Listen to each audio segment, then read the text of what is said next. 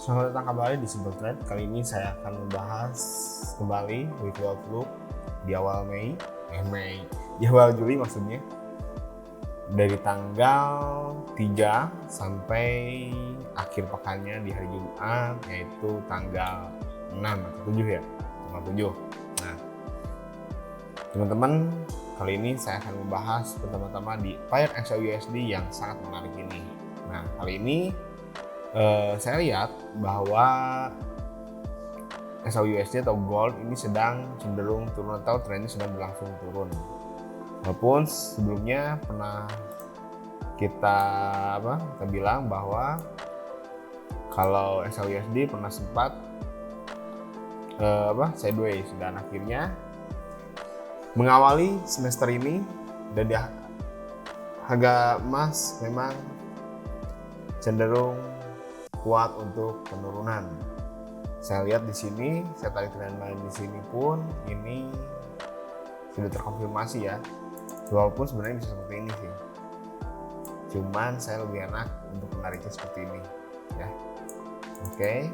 Nah, saya pengen lihat ketika di time frame yang lebih jauh lagi, ya. Dan ternyata bisa saya tandai sebelumnya bahwa gold berada di dekat area support, ya, dimana di support ini dia terpantul kembali, ya, terpantul kembali. Nah, ada kemungkinan ketika berada di area ini di garis ini, saya tandain mungkin di sini ya. Nah, 1, 2, 3 di area ini ada kemungkinan ada potensi untuk bounce kembali, jadi seperti ini mungkin ya teman-teman. Nah, jika memang terkonfirmasi seperti ini, adapun jika ada penembusan di atas ini, ada kemungkinan dia ke area resisten terdekatnya. Nah, dan bisa pula seperti ini pergerakannya. Oke, jadi kita harus cari tahu aja setiap momen-momen atau area-area termasuk di sini, apakah ada sinyal yang muncul dari strategi teman-teman yang pakai, entah dari MA, stokastik dan sebagainya. Jika belum ada, memang ada kemungkinan dia akan menembus seperti itu, ya. Kita selalu ikutin area-areanya, kita pahami area-areanya di mana aja, dan jadikan tempat itu adalah area open posisi. Sebenarnya sederhana banget sih, ya, tinggal kita tak cari tahu aja penembusan atau bounce-nya. Nah, seperti ini yang saya pernah bilang sebelumnya, bahwa jika ada penembusan di area seperti ini, dia ada kemungkinan turun kembali, dan ketika ada usaha untuk kembali naik, dia terpental lagi, dan seperti itu terus dan menerus. Jadi trading itu sebenarnya mudah kalau kita melihatnya secara simpel, bahwa cukup dengan mencari area support resisten, kita tinggal cari konfirmasi sinyal-sinyal dan strategi-strategi yang teman-teman pakai aja. Oke, untuk gold sendiri cukup ya, bahwa jelas trennya masih kuat turun. Ada tandain aja di 1939,19 itu area resisten terdekatnya, cari sinyal bounce maupun breaknya. Oke. Nah, untuk Euro USD sendiri, ini yang saya pilih karena ini lagi hangat. Hangatnya kenapa? Karena minggu ini tersiar kabar bahwa Prancis sedang rusuh ya, karena ada berita yang tidak menyenangkan sehingga membuatnya rusuh. Nah, ada kemungkinan ini berpengaruh pada euro karena salah satu negara yang menggunakan mata uang euro adalah Prancis, termasuk anggota Uni Eropa kan ya. Nah, ini saya melihat kalau misalnya dari sini ada kemungkinan ya, euro ini akan turun, ada gap ya, ada gap. Nah, teman-teman bisa tandain aja di sini. Ini juga ada potensi sideways ya, kalau misalnya dia memang berada bounce breaknya di sini. Jadi saya lihat Ada potensi memang sideways, namun ketika di awal minggu pertama ini mungkin ada gap juga. Tapi saya nggak tahu gapnya apakah tinggi atau tidak. Biasanya sih kalau misalnya tidak terlalu berpengaruh pada global, hanya pada satu negerinya saja, itu tidak akan mempengaruhi secara fundamental banget untuk pergerakan euronya. Jadi mungkin ada gap mungkin antara paling jauh 500 pips ya. Oke, jadi kalau misalnya ini kerusuhannya berdampak pada euro, ada kemungkinan dia akan turun. Ya, turun pun paling di sini lah. Gapnya 500-an ya. Di sini, kalau nggak langsung sini. Kita lihat aja besok pagi apakah ada gap atau tidak. Saya rasa sih sekalipun ada nggak akan terlalu jauh, dan kalaupun nggak ada juga berarti artinya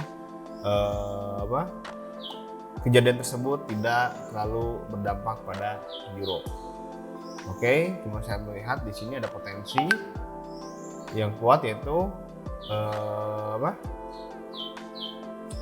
potensi sideways. Jadi ikutin aja support resisten dari yang terlihat. Kalaupun misalnya ini segitiga bisa aja ya. Segitiga apa ini? Falling wedge ya, kalau nggak salah ya. Lupa ingat lagi. Nah ini, tapi ini masih oke sih untuk jadi segitiga. Falling wedge ya. Bullish falling wedge ya, bullish falling wedge ya. Nah, kalau ini tembus ini akan seperti ini. Gitu. Oke. Nah, kemungkinan seperti ini ya. Bullish falling wedge. Nah ini ya. Jadi sideways pun berpotensi, triangle pun berpotensi. Jadi ikutin aja setiap pola yang akan terjadinya ya. Udah kebayangkan? Oke, lanjut lagi ke euro USD. Pair selanjutnya maksudnya. Selanjutnya di pair USD yen. Nah, USD yen sendiri masih kuat untuk naik ya. Teman-teman masih ingat kan saya bilang dia akan melanjutkan tren naiknya. Ada kemungkinan ya dia mengikuti ini dulu ya, tren yang sedang berlangsung. Oke, saya akan zoomin dulu. Nah ini dia berada di dekat area support terdekatnya, ada kemungkinan dia akan naik lagi. Nah sebelum itu saya ingin kita lihat dari time frame yang lebih jauh lagi, apakah area ini berada di area yang kuat. Oke, cek ini cek. Di sini ada satu, oke dia udah tembus ternyata. Oke lagi, 1, 2, 3, nah, oke ya. Saya sih lihat artinya di sini bahwa USD yen masih berpotensi kuat untuk naik, ya. Kalau bisa dilihat, jadi ada kemungkinan setelah bounce dari sini, dia akan naik ke sini sekitar 1.300 pips. Nah, ketika di area ini, ya saya tandain. Nah ini teman-teman, di area 145.900, kalau misalnya dia ada penembusan ke atas lagi, ada kemungkinan dia mendekati resisten kerja ini, resisten ini ya.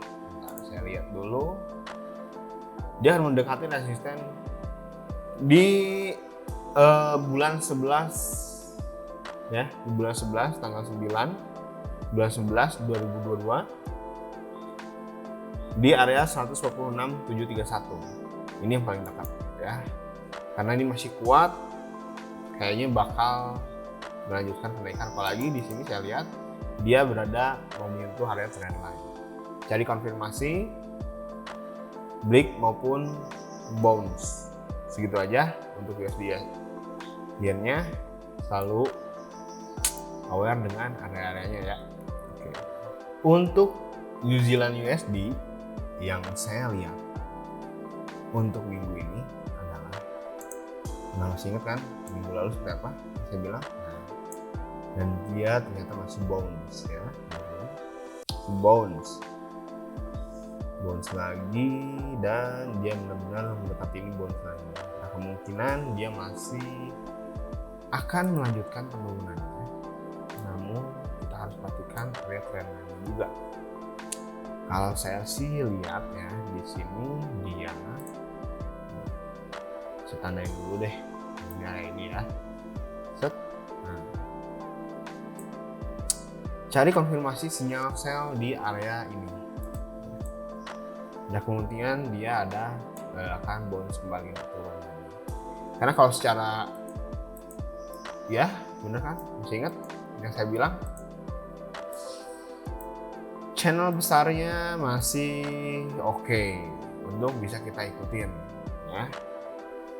Dia tidak lanjut turun lagi, tapi dia bounce di area sini. Jadi kita lihat aja apakah dia akan lanjut ke sini dan sini. Tapi secara garis besar, New Zealand ini dalam jangka panjang memang akan masih mengikuti channel yang ada.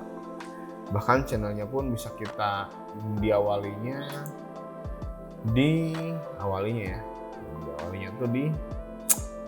5 Mei 2023. 5 Mei 2023 ya. Jadi ini channel besar itu biasanya kalau kita dapat sinyal tepat gitu ya, misalnya istilahkan buy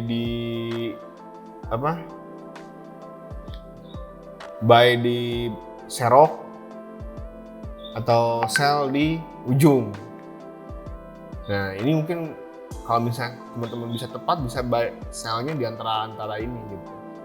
Kita cari aja pastiin aja kalau misalnya ini New Zealand sendiri kalau saya sih trading bakal jangka panjang kayaknya buat New Zealand ya. Lihat dari ininya pun, kalau kita dapat satu aja posisi dulu di sini, andai saya lihat dulu ya, lumayan tuh sekitar 2000 pips ya, main 0,1 juga udah $200, lumayan dalam jangka waktu ya nggak sampai sebulan ya. Lumayan kan, apalagi main satu lot, transaksinya masih besar, profitnya masih besar. Nah ini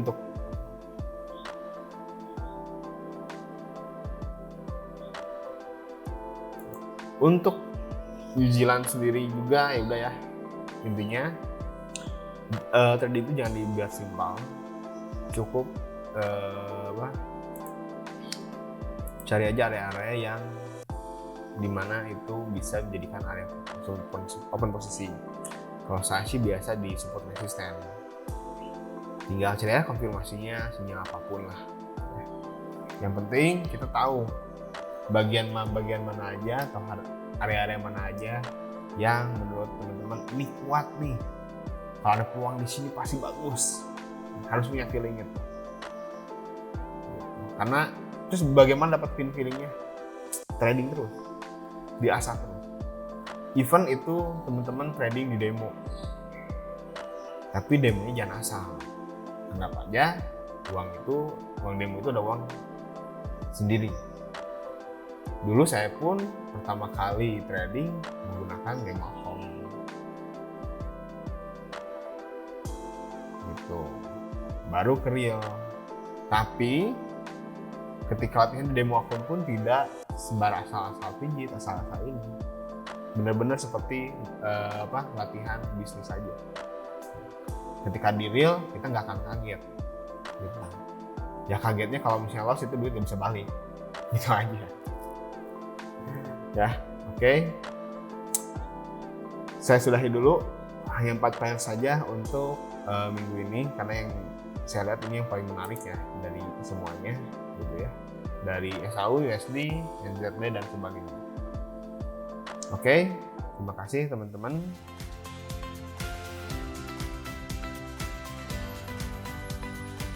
Jangan lupa nyalakan lonceng, like, dan subscribe channel Simple Trade. Untuk video Simple Trade lainnya,